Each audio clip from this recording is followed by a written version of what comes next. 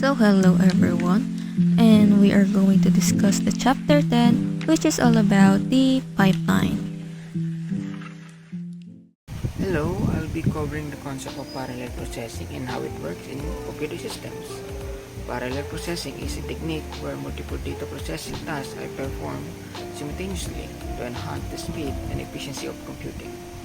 The main goal is to boost the processing capability and increase the throughput, which means the amount of work completed in a given time. To achieve this, parallel processing uses multiple functional units that can execute different tasks at the same time. As shown in the diagram, we have 8 separate functional units, each capable of performing distinct operations independently. This design allows for simultaneous execution, which optimizes the overall performance of the systems. Let's break down the process step by step. First, the processor registers temporarily hold instructions and data. The data is then distributed from the registers to various functional units, where each unit performs specific operations. These functional units include the adder subtractor and integer multiply units for arithmetic operations with integers, floating point units that handle additions, multiplication, and division of floating point numbers in separate circuits. The logic unit performs logical operations like and OR. The shift unit shifts data bits left or right. Lastly, the incrementer increases a number's value. Since all units are independent, multiple operations can happen concurrently. For example, while one unit is shifting a number, another could be performing a floating point multiplication. Finally, the results from these parallel operations are sent back to the processor registers or memory for storage or further processing. In summary, by distributing tasks among these multiple units, parallel processing significantly speeds up computation and enhances the system's efficiency. So hi, my name is Liam and now I'm going to explain what is pipelining. So pipelining is a technique used in a computer system to improve performance by breaking down a process into a smaller independent subtask that can be executed concurrently.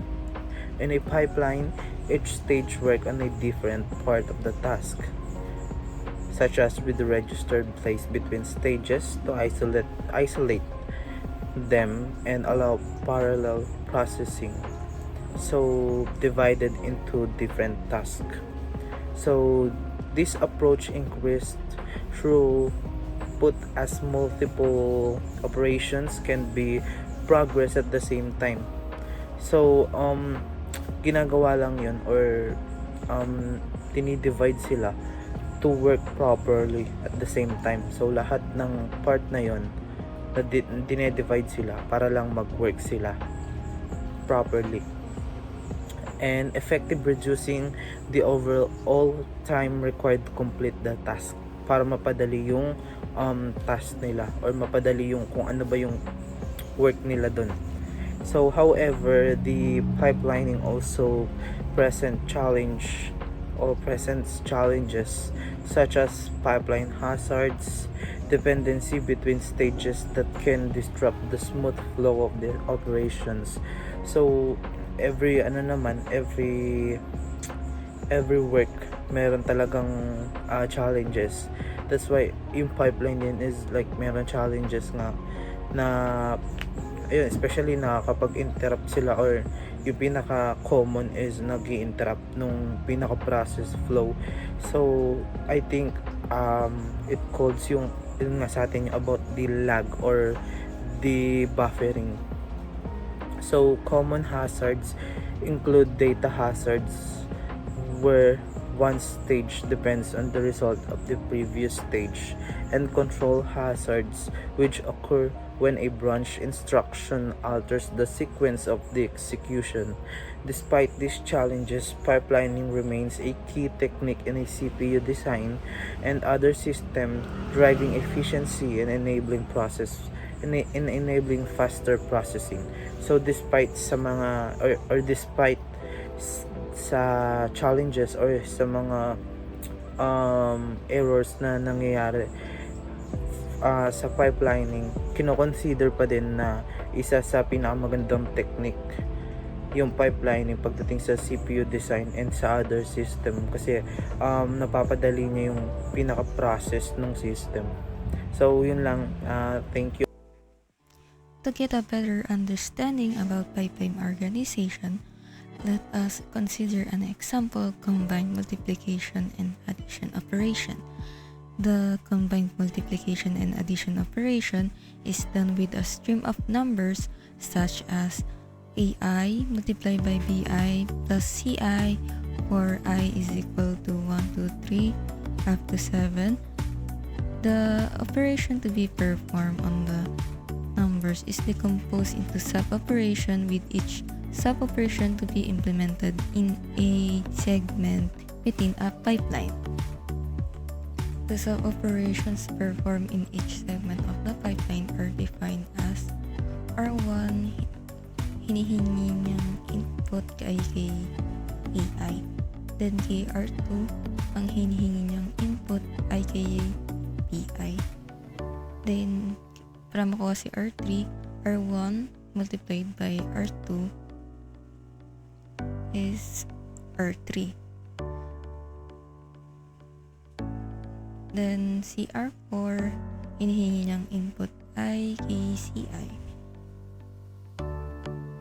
Then the other operation, tapos then kay R5, para makuha si R5, i-plus mo si R3 at R4.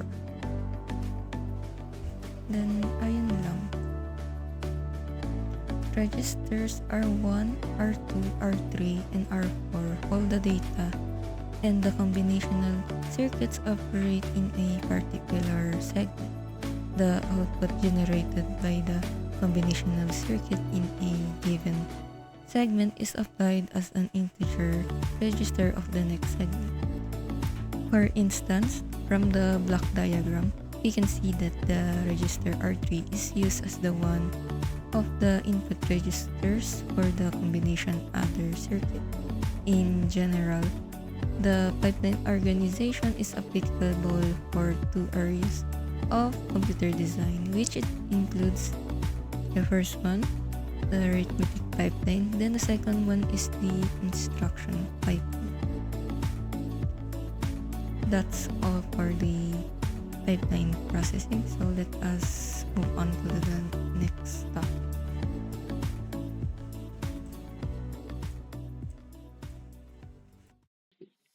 Arithmetic pipeline. An arithmetic pipeline is a sequence of stages or steps used in digital computers to perform arithmetic operations such as addition, subtraction, multiplication, and division. Ibig sabihin, yung arithmetic pipeline, steps siya sa computer para mag-perform ng mga operation ng arithmetic. Tulad ng addition, subtraction, multiplication, division. Yun. In an efficient and parallel manner. Yun. Ngayon, tong pipeline na ito divides the computation process into smaller. Sabihin, dinidivide siya or hinahati siya sa mas maliliit, manageable sub-operations, allowing the computer to handle multiple operations simultaneously by processing different stages of multiple arithmetic operations at the same time.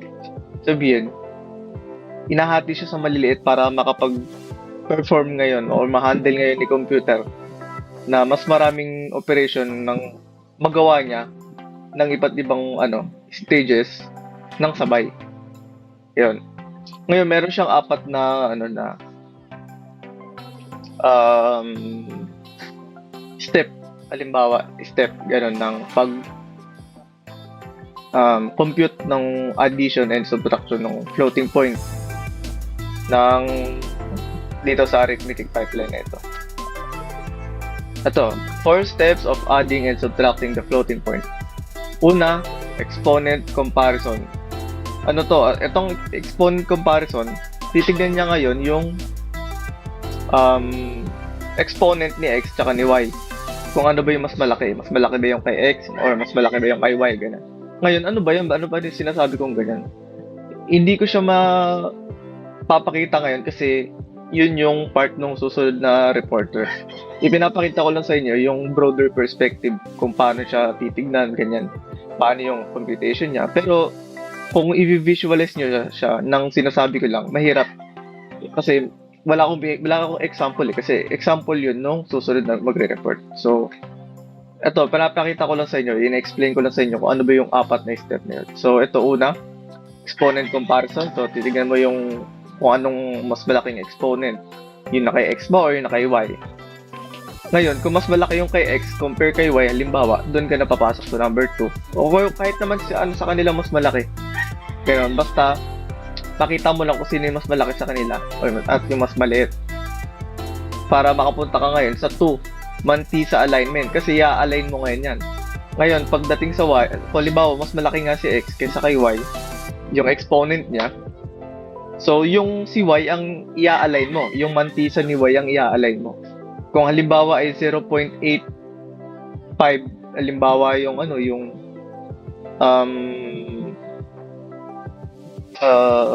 mantisa ni y, tapos yung difference ng exponent ng dalawa ni x and y ay halimbawa 1. So, iaano mo ngayon yun? Yung decimal point ni y, i-move mo pa right. Kung 0.85 siya, halimbawa, magiging 0.8 siya. Ay, 8.5 siya. Ganon. Basta ganon siya. Tapos, pagdating sa 3, mantisa, addition, or subtraction. So, nandito na yung operation niya. Yan. Kung si x, i-minus mo ngayon, i-add mo ngayon dito si x kay y, etc. Ganyan. Tapos sa normalization, ito naman yung titignan mo ngayon yung final answer mo.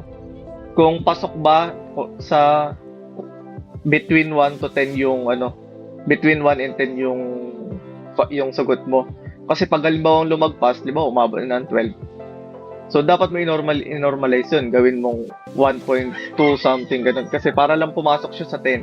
1 between 10. Hindi siya pwedeng lumagpas ganun.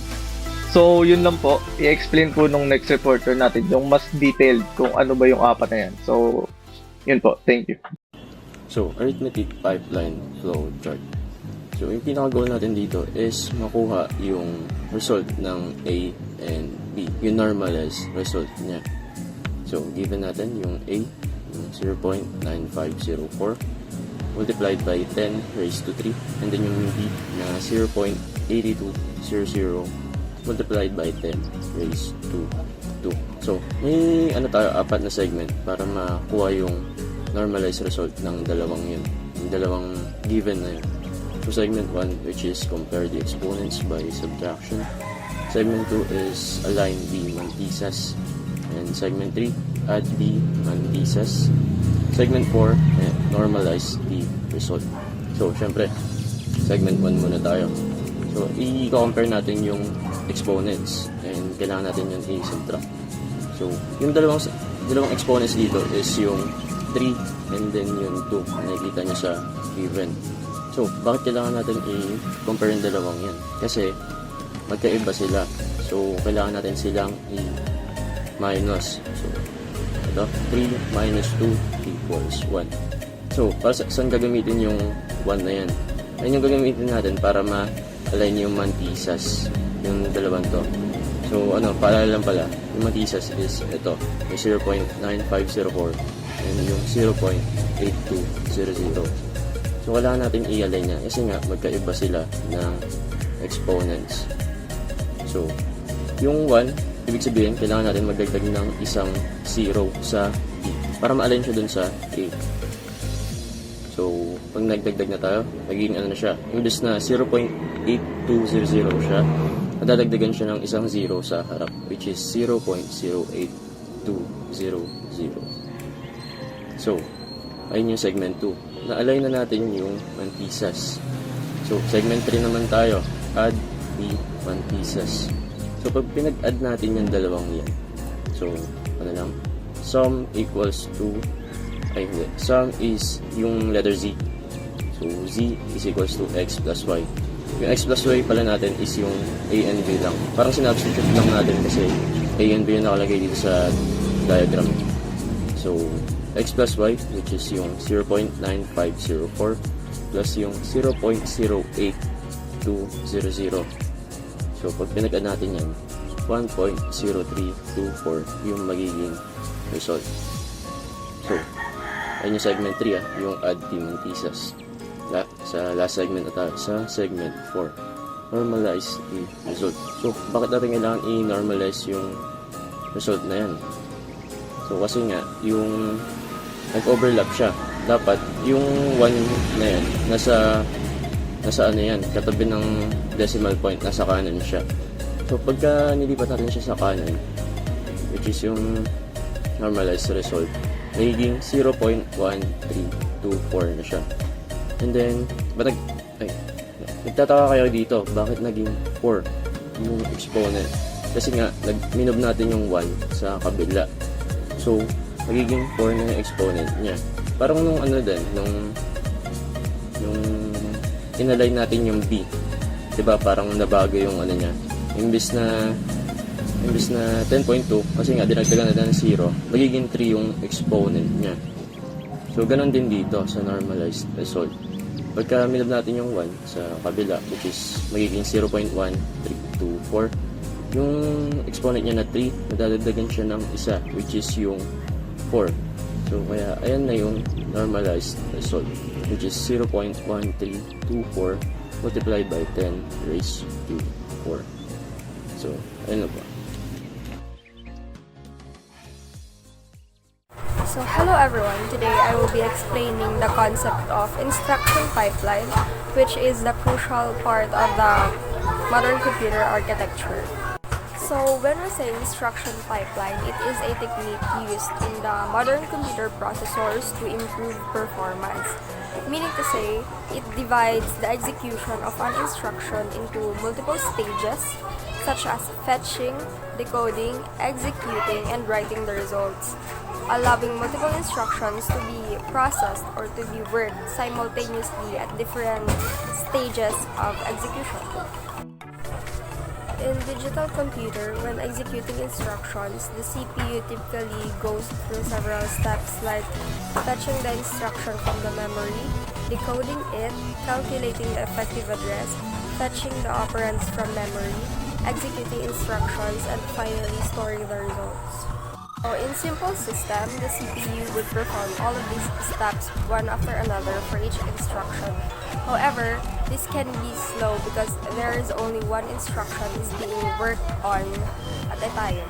The instruction pipeline addresses this issue or this problem because instead of waiting for one instruction to complete all steps before starting another, in instruction pipeline, the CPU works on different parts of multiple instructions at the same time. For example, while one instruction is being executed, the next one can be decoded and the other one can be fetched from the memory. This overlapping of operations increases the speed of the instruction processing. However, there are challenges because different steps in the pipeline may take different amount of time, which can lead to delays. Additionally, if two or more stages needs access to the memory at the same time, one has to wait, creating a hindrance to the process. In overall, despite these challenges, the instruction pipeline is a powerful technique that significantly enhances the efficiency of the modern computer, allowing them to handle more instructions in a shorter time. A 4-segment instruction pipeline is a way for a computer processor to handle multiple instructions efficiently by breaking down the work into 4 stages, with each stage responsible for a different part of processing. For the segment 1, the instruction fetch segment can be implemented using first in, first out buffer. For segment 2, the instructions fetch from memory is decoded in the second segment, and eventually the effective address is calculated in a separated arithmetic circuit.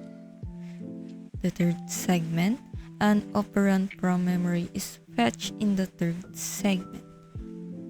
The fourth segment is the instructions are finally executed in the last segment of the pipeline organization.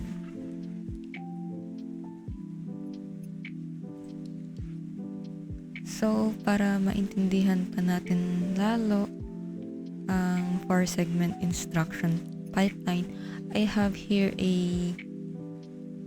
example for 4-segment instruction pipeline. So, first one is fetch. This is where the instruction is fetched or pulled from memory.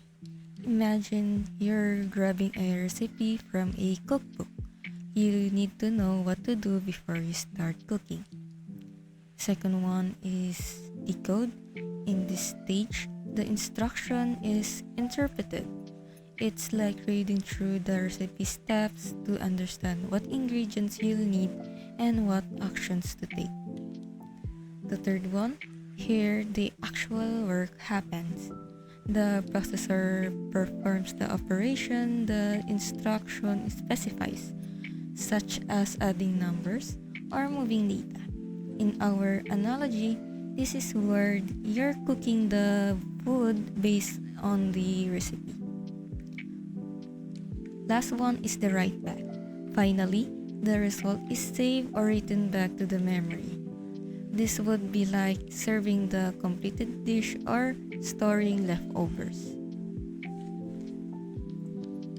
And that will be all for the chapter 10 pipeline, and thank you for listening.